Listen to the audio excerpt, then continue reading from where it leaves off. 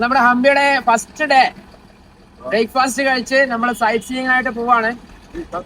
എന്നോട് ഇവിടെ നോക്കിയെങ്കിലും എന്താണെന്നറിയില്ല. രമേശ് ആട്ടൻ, ശശിയാപ്പൻ എല്ലാവരും റെഡിയാണ് ഹംപിയിലെ വിജയനഗര സാമ്രാജ്യത്തിന്റെ കാഴ്ചകൾ കാണാനായിട്ട്.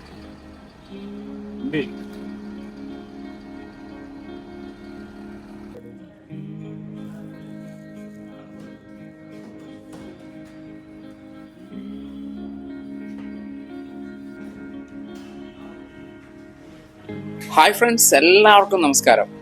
നമ്മുടെ ഹംപി ബദാമി യാത്രയിലെ രണ്ടാമത്തെ ദിവസത്തെ വീഡിയോ ആണ്.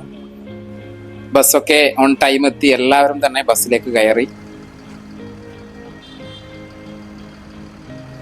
ശേഷം നമ്മുടെ രാവിലത്തെ ഒരു സെഷൻ നമ്മുടെ കോർഡിനേറ്റർ ആദർശാണ് സംസാരിക്കുന്നത്.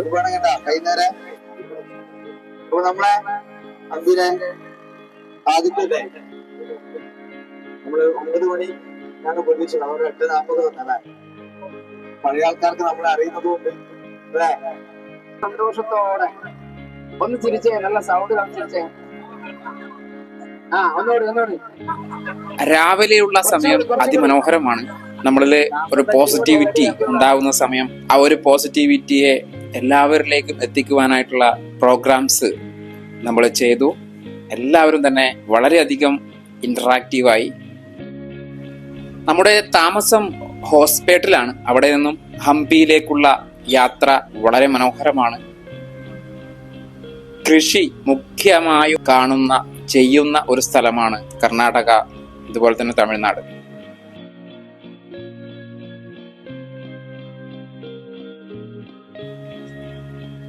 വിജയനഗരത്തിന്റെ പ്രൗഢമായ കാഴ്ചകൾ കാണാനായിട്ട് നമ്മളിതാ വിജയനഗരത്തിന്റെ തലസ്ഥാനമായ ഹംപിയോട് അടുക്കുകയാണ്.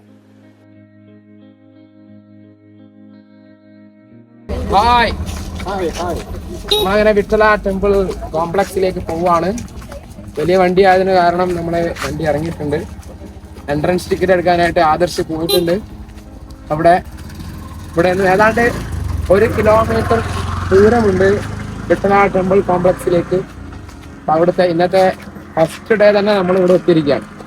ഹംപിയിലെ ഏറ്റവും കോർ ഏരിയ എന്ന് പറയാവുന്ന വിട്ടല ടെമ്പിൾ കോംപ്ലക്സ്, സനാന എൻക്ലോഷർ, ഇതൊക്കെ ഇന്ന് തന്നെ നമ്മൾ കവർ ചെയ്യുന്നുണ്ടാവും. ഓക്കെ, അപ്പോൾ ഇവിടുത്തെ കാഴ്ചകളിലേക്ക് നമുക്ക് ഇന്ന്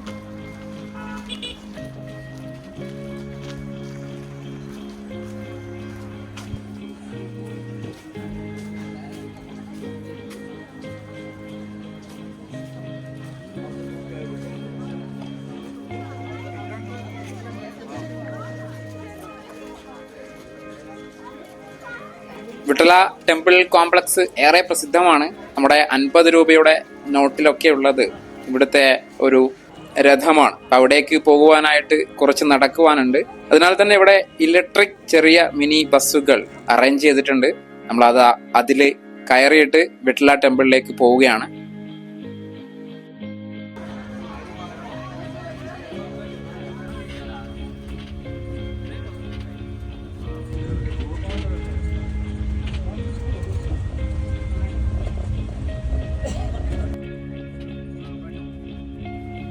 ആ യാത്രയിൽ അങ്ങകലെയായി നമുക്ക് അഞ്ജനാദ്രി കാണുവാൻ സാധിക്കും.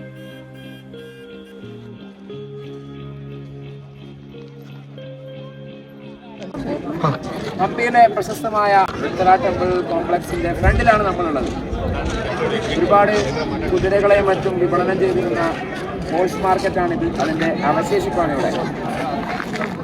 മനോഹരമായ ക്ലൈമറ്റാണ് ഈ ഒരു സമയത്ത് ഇവിടെ വിസിറ്റ് ചെയ്യുന്നവർക്ക് ലഭിക്കുന്നത്. അതുകൊണ്ട് തന്നെ കാഴ്ചകൾ വളരെ മനോഹരമായി ആസ്വദിക്കാൻ സാധിക്കും. ഇതിനകത്താണ്, വിട്ടല ടെമ്പിൾ കോംപ്ലക്സിന്റെ അകത്താണ് നമ്മുടെ 50 രൂപയുടെ പിറകിൽ കാണുന്ന ആ ഒരു സ്റ്റോൺ ചാരിയറ്റ് ഉള്ളത്. അതൊക്കെ നമുക്ക് അകത്ത് കാണാനുണ്ട്.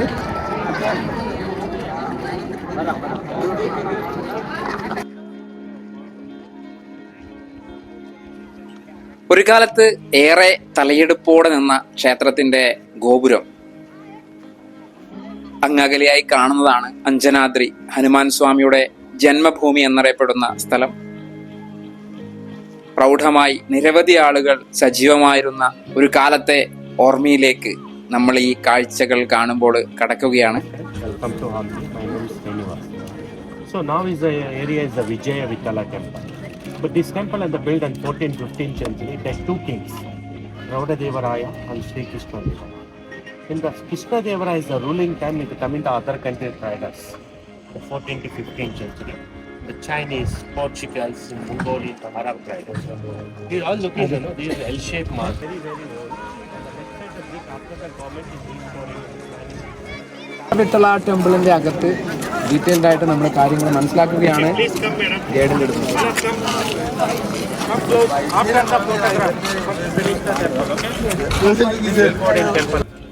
ഈ ഒരു ടെമ്പിൾ കോംപ്ലക്സിനകത്ത് കല്യാണ മണ്ഡപങ്ങളും വിജയ വിട്ടല ക്ഷേത്രവും സപ്തസ്വര മണ്ഡപങ്ങളും ഒക്കെയാണുള്ളത്.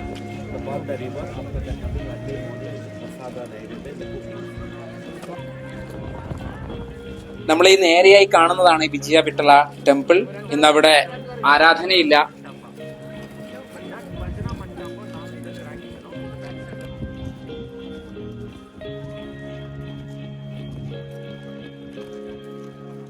ആ അമ്പലത്തിന് മുന്നിലായിട്ട് ആണ് ഇവിടുത്തെ സ്റ്റോൺ ചാരിയറ്റ് ഉള്ളത്.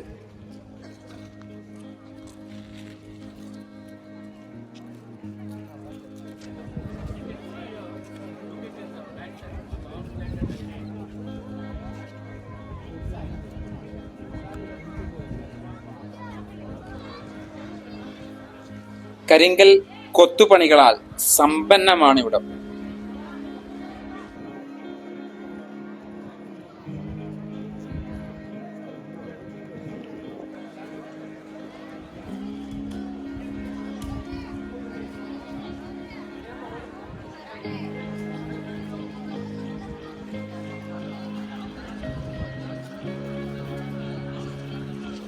The architecture and the family-owned architecture, huh?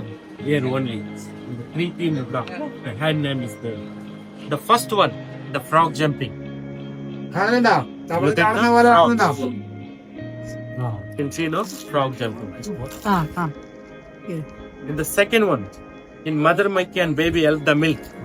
ഒരു കൊത്തുപണിയിൽ തന്നെ വൈവിധ്യമാർന്ന മറ്റനേകം 4-5 ഡയമെൻഷനുള്ള കൊത്തുപണികൾ നമുക്കിവിടെ കാണുവാൻ സാധിക്കും. And the Mother Monkey and Baby carrying a mother. Okay, na? The Mother Monkey, Baby carrying a mother. The fourth one, the beautiful Nagalinga. The top also Cobra and down Shivalinga. Okay, na? Come this. കാണാത്തവര് See, one leg down, one leg top, and tail, body and face. The playing Hanuman. The sixth one, the snake movement. Snake movement. Okay, na? Helpori.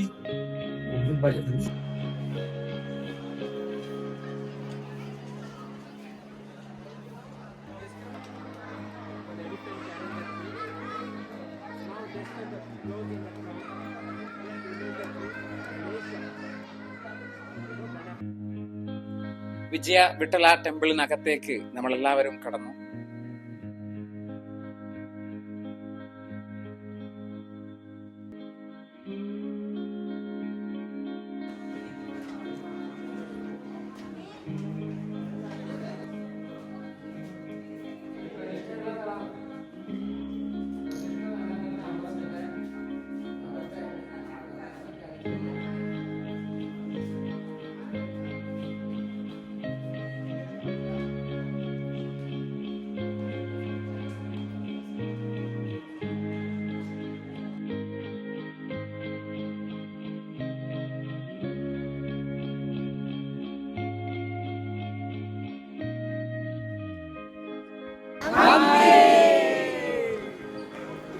വിജയ വിട്ടല ടെമ്പിളിനോട് ചേർന്ന് ഏറെ അടുത്തു നിൽക്കുന്ന സ്ഥലമാണ് Kings balance.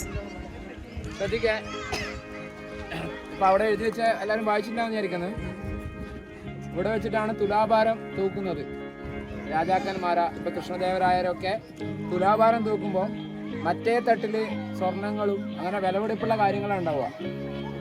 ആ ധനങ്ങൾ complete ആയിട്ട് പൊതുജനങ്ങളെ നന്മക്ക് വേണ്ടിയിട്ട് അവർക്ക് വേണ്ടിയിട്ടാണ് അത് ഡെഡിക്കേറ്റ് ചെയ്യുക. അപ്പോൾ ഇവിടെ 3 ആൾക്കാരെ സ്റ്റാച്യു ഉണ്ട്. ഇത് കൃഷ്ണദേവരായരാണ്, ഇത് തിരുമല ദേവിയാണ്, മറ്റേയാളെ വൈഫാണ്, എനിക്ക് പേര് കിട്ടുന്നില്ല. കൃഷ്ണദേവരായര്, തിരുമല ദേവി ആൻഡ് വൈഫ് ചിന്നാദേവി. ചിന്നാദേവി. അങ്ങനെ ആ ടൈമിലാണ് കൃഷ്ണദേവരായരുടെ കാലത്താണ് ഈ ഒരു കിങ്സ് പാലൻസ് ഉണ്ടാക്കിയിട്ടുള്ളത്. അവിടെ നിന്നും തുംഗഭദ്ര നദിയുടെ തീരത്തേക്ക് ആണ് നമ്മൾ പോയത്. ഇത് ഹംപിയുടെ പ്രധാനപ്പെട്ട ജലസ്രോതസ്. ഈ വിജയനഗര സാമ്രാജ്യം ഈ തുംഗഭദ്രയുടെ നദിക്കരയിലാണ് ഉണ്ടാക്കിയിട്ടുള്ളത്. കാര്യം ആ സമയത്ത് വെള്ളം കയറുന്ന സമയത്ത് ട്രാൻസ്പോർട്ടേഷനും കാര്യങ്ങളൊക്കെ പെട്ടെന്ന് നടക്കാം. അതുപോലെ കടലിൽ നിന്ന് വിദേശത്തുള്ള ആളുകളൊക്കെ വരാനും പോകാനും ഒക്കെ ഏറ്റവും ആപ്റ്റായിട്ട് പണ്ടുണ്ടായിരുന്നത് പുഴകളെയാണ് ആശ്രയിച്ചിരുന്നത് അല്ലേ. അതുകൊണ്ടായിരിക്കാം ഇവിടെ ഇവരുണ്ടാക്കിയിട്ടുള്ളത്. പഴയ കാലത്തുള്ള തുംഗഭദ്രക്ക് കുറുകെയുള്ള പാലാണത്, പഴയ പാലം. അതുപോലെ തന്നെ ഇത് കൃഷ്ണദേവരായരുടെ സംഗീത സഭയിലെ അതിപ്രശസ്തനായിരുന്ന പുരന്ദരദാസന്റെ പേരിലുള്ള മണ്ഡപമാണ്. അദ്ദേഹം സംഗീതവും കാര്യങ്ങളൊക്കെ മേ ബി ഇവിടെ നിന്നായിരിക്കാം അഭ്യസിച്ചിട്ടുണ്ടാവുക എന്ന് വിചാരിക്കുന്നു.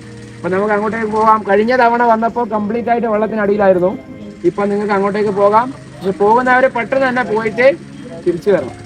കാരണം നമ്മുടെ ഉച്ചഭക്ഷണത്തിലേക്ക് എത്തണ്ടെങ്കിൽ നമ്മൾ ഇവിടുന്ന് തിരിച്ചു പോയി അവിടെ ലൈനിൽ നിന്ന് ഇവിടുന്ന് അപ്പുറം പോയി അവിടുന്ന് ബസ്സിൽ കയറിയിട്ട് ഒരു അരമണിക്കൂർ ട്രാവൽ ചെയ്താലേ ലഞ്ചിന്റെ സ്ഥലത്ത് എത്തുള്ളൂ. ഇന്ന് ഓപ്പൺ ഫുഡായിരിക്കും, ഓപ്പൺ ലഞ്ചായിരിക്കും നമുക്ക് ഉണ്ടാവുക, കേരള കണ്ണൂർ മീൽസ്. കാരണം നമുക്ക് കൂടുതൽ ടൈം കളയാനില്ല. അതിനുശേഷം വീണ്ടും നമ്മൾ ജനാന എൻക്ലോഷർ എന്ന് പറഞ്ഞിട്ടുള്ള പാർട്ടിലേക്ക് പോകുന്നുണ്ടാവും. അതിന്റെ അടുത്ത് തന്നെയാണ് നമ്മളെ ലഞ്ചും ഉള്ളത്. അപ്പൊ നിങ്ങൾക്ക് പുരന്ദരദാസ മണ്ഡപം കണ്ടുവരാം.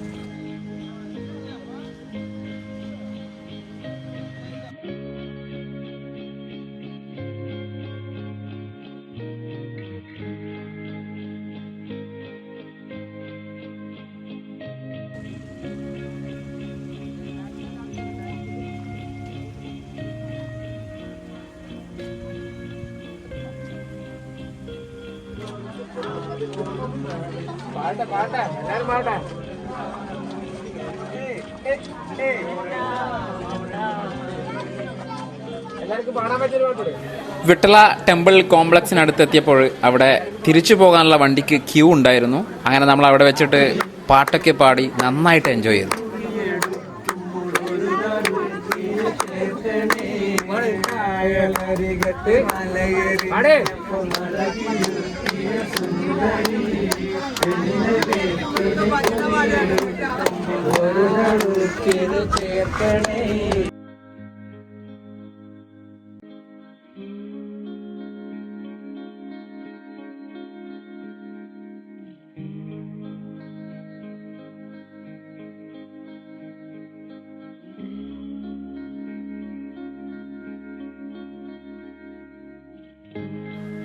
അങ്ങനെ വിട്ടള ടെമ്പിൾ കോംപ്ലക്സിനോട് ഈ യാത്രയിൽ നമ്മൾ വിട പറയുകയാണ്.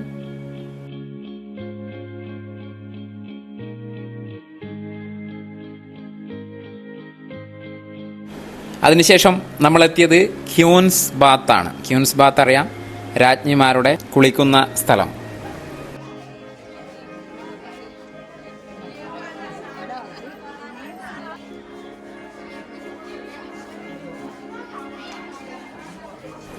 അപ്പോഴേക്കും ഉച്ചയൂണിൻ്റെ സമയമായിരുന്നു.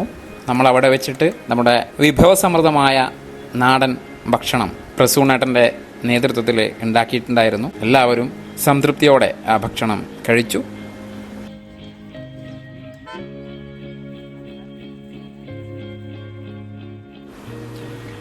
അതിനുശേഷം പോയത് സനാന എൻക്ലോഷർ എന്ന ഏരിയയിലായിരുന്നു. രാജ്ഞിമാരുടെ അന്തപുരങ്ങളും ലോട്ടസ് മഹലും എലിഫന്റ് സ്റ്റാബിളും ഒക്കെ ഉണ്ടായിരുന്ന സ്ഥലം. ഒരു ഫൗണ്ടേഷൻ അല്ല, ഒരു കൊട്ടാരമായിരുന്നു. ഇപ്പോൾ അതിന്റെ ഫൗണ്ടേഷൻ മാത്രമേ ഉള്ളൂ, ഇടിച്ചു പൊളിച്ച് നിർത്തിയിട്ട്. അതായത് കൃഷ്ണദേവരായരെ ഭാര്യമാരെ കൊട്ടാരാണ്. രണ്ട് ഭാര്യമാരുണ്ട്, തിരുമല ദേവിയും ചിന്നാദേവിയും. അപ്പോൾ അവര് നേരത്തെ വാച്ച് ടവർ കാര്യങ്ങളൊക്കെ അവിടെ കാണാം, നേരത്തെ പറഞ്ഞ പോലെ. അതിന്റെ ഓപ്പോസിറ്റിലാണ് ലോട്ടസ് മഹൽ ഉള്ളത്. ലോട്ടസ് മഹൽ ഒരു ശീതീകരണ, പണ്ടത്തെ AC എന്ന് പറയില്ലേ, അതിന്റെ അടി കംപ്ലീറ്റ് വെള്ളമെല്ലാം ഇത് വെച്ചിട്ട് അടിയിൽ നല്ല തണുപ്പ് കൊടുക്കാൻ പറ്റിയ രീതിയിലുള്ള സെറ്റപ്പിലുള്ള സ്ഥലമാണ് ലോട്ടസ് മഹൽ. ലോട്ടസ് മഹലിൽ വെച്ചിട്ട് നമ്മളൊരു ഗ്രൂപ്പ് ഫോട്ടോ എടുക്കും എല്ലാവരും കേട്ടോ. ടൈം കുറവാണ്, നമുക്ക് ഇവിടുന്ന് 4 മണിക്ക് ബസ്സിലെത്തണം. ആ ലോട്ടസ് മഹൽ കഴിഞ്ഞ് നമ്മൾ പുറത്തേക്ക് ഇറങ്ങുമ്പോൾ എലിഫന്റ് സ്റ്റേബിൾ, രാജകീയമായ ആനകള നവരാത്രിയിലൊക്കെ പാർപ്പിച്ചിരുന്ന സ്ഥലങ്ങളാണ്. അത് വ്യത്യസ്തമായ എന്താ പറയുക ശില്പകല, ഇൻഡോ ആർസനിക്, ബുദ്ധ ആർസനിക് അങ്ങനെ രീതിയിലാണ് അതിൻ്റെ മകുടങ്ങളെ പണി. ആ എലിഫന്റ് സ്റ്റേബിളിൻ്റെ മകുടങ്ങളെ പണി. അതിൻ്റെ ഓപ്പോസിറ്റില്ല റൈറ്റ് സൈഡിലായിട്ട് ഭടന്മാരൊക്കെ താമസിച്ചിരുന്ന ആനയുടെ പാപ്പന്മാർക്കൊക്കെ താമസിക്കാൻ പറ്റിയുള്ള ഒരു സ്ഥലമാണ്. അത് മാത്രമേ ഇവിടെ കാണാനുള്ളൂ. അത് കണ്ടിട്ട് പെട്ടെന്ന് തന്നെ നമ്മൾ ഇറങ്ങണം. എന്നാൽ മാത്രമേ നമുക്ക് ഇന്നത്തെ തുംഗഭദ്ര ഡാം ഒരു എക്സൈറ്റിംഗ് ആയിട്ടുള്ള ഒരു സ്ഥലമാണ്, അവിടത്തേക്ക് പോകാൻ പറ്റും.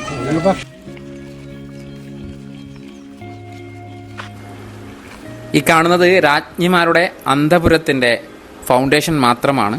അവിടെ ഒരു കൊട്ടാരം ഒക്കെ ഉണ്ടായിരുന്നു.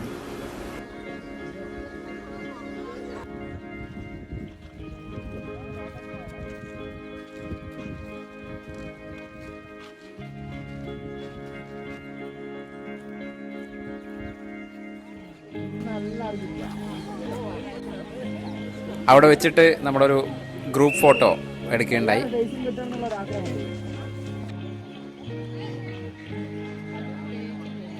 എലിഫന്റ് സ്റ്റേബിൾ എന്ന സ്ഥലത്തിന്റെ പേര് എലിഫന്റ് സ്റ്റേബിൾ.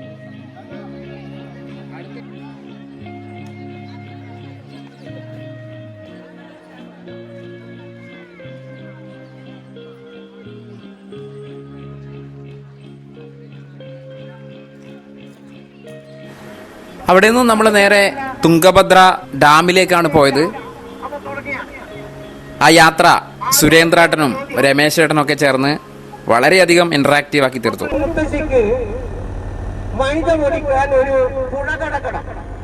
പക്ഷെ അവരുടെ തോണി പോലും ഇല്ല. ആ മുത്തശ്ശി എങ്ങനെ പോകും? എല്ലാവരും ആ ഒരു ബസ് ടൈം എൻജോയ് ചെയ്തിട്ടുണ്ടായിരുന്നു. അവിടെ നിന്നും തുംഗഭദ്ര ഡാമിലേക്ക് എത്തി അവിടെ ആദർശ് ടിക്കറ്റൊക്കെ എടുത്ത് സെറ്റാക്കി വെച്ചിട്ടുണ്ടായിരുന്നു. അങ്ങനെ നമ്മൾ ബസ്സിനായിട്ടുള്ള ചെറിയ ഒരു കാത്തിരിപ്പ്.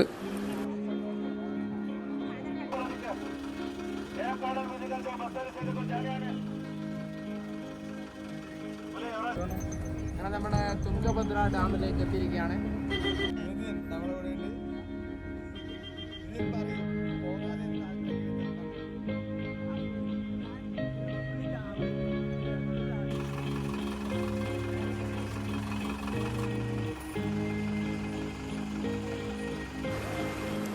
കമ്പാരിറ്റീവ്ലി തുംഗഭദ്ര ഡാമിലെ ജലനിരപ്പ് കുറവായിരുന്നു. എങ്കിലും കടലിന് സമാനമായ തുംഗഭദ്ര ഡാമിൻ്റെ ആ ദൃശ്യങ്ങൾ എല്ലാവരും തന്നെ ആസ്വദിച്ചു.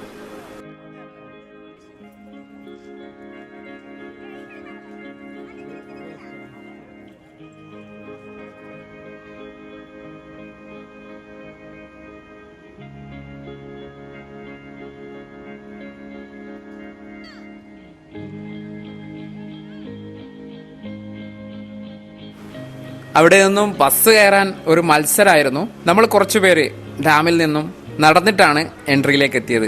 ആ ഒരു നൈറ്റ് വൈബൊക്കെ ആസ്വദിച്ച് നമ്മൾ നടന്നു.